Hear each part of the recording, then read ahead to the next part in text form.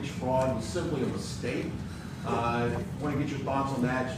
You put down that are a lot of people are very concerned with regard to South Africa, and that's really the purpose of the meeting, and we'll see how that turns out.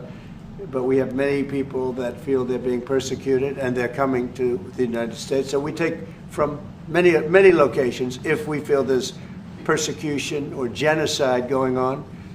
And we had a lot of people. I must tell you, Mr. President, we have had a tremendous number. US President Donald Trump has stirred global controversy in yet another Oval Office showdown with his South African counterpart Cyril Ramaphosa on so-called claims of white genocide and granting asylum to dozens of white South African Afrikaners claiming that they are victims of a genocide.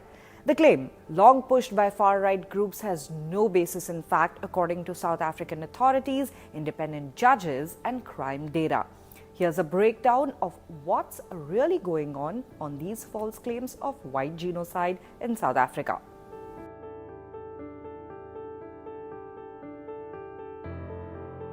In an unprecedented move, nearly 60 Afrikaners, which are basically white descendants of European settlers in South Africa, were flown to the United States after being granted asylum. Trump cited a supposed genocide against white farmers as justification. The South African government allowed the United States Embassy to process their claims in Johannesburg and even permitted the chartered flight from its main airport.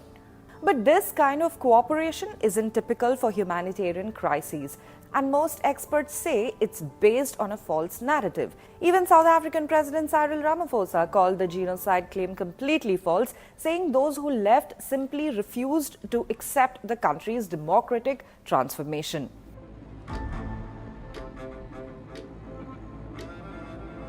Trump has claimed white farmers are being brutally killed and their land confiscated. While some farmers have been killed, like many others in a country with high crime rates, there's no evidence of organized racial persecution.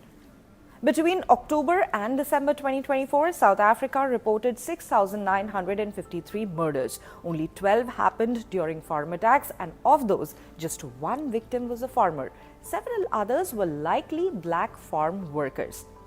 A South African judge recently dismissed the idea of white genocide as clearly imagined and not real in a ruling involving a white supremacist group.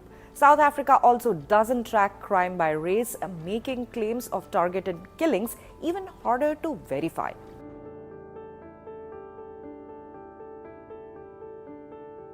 In the dramatic encounter at the White House, Trump confronted President Ramaphosa with videos and photos that he claimed proved white persecution, including one of an opposition politician singing a song that some interpret as inciting violence against whites. The meeting, which also featured South African-born advisor Elon Musk, was more spectacle than diplomacy. Ramaphosa countered that the song was protected under free speech and reminded voters that violent crime affects all racial groups irrespectively.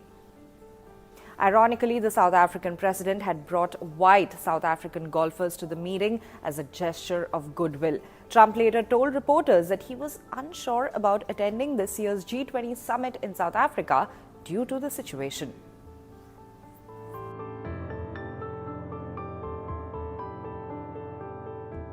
One key figure in all of this is Elon Musk. Musk has joined Trump in criticizing South Africa, claiming his satellite company Starlink was blocked because he is not black. South African law requires 30% ownership by historically disadvantaged groups, including black South Africans, before granting telecom licenses. But regulators revealed Starlink has never even applied for a license in South Africa. The government says its laws aim to redress the legacy of apartheid when black citizens were systematically shut out of the economy. Musk has also accused the leftist economic freedom fighters, that is the EFF, of promoting genocide via songs at political rallies, echoing a claim often used to stir fear and spread disinformation.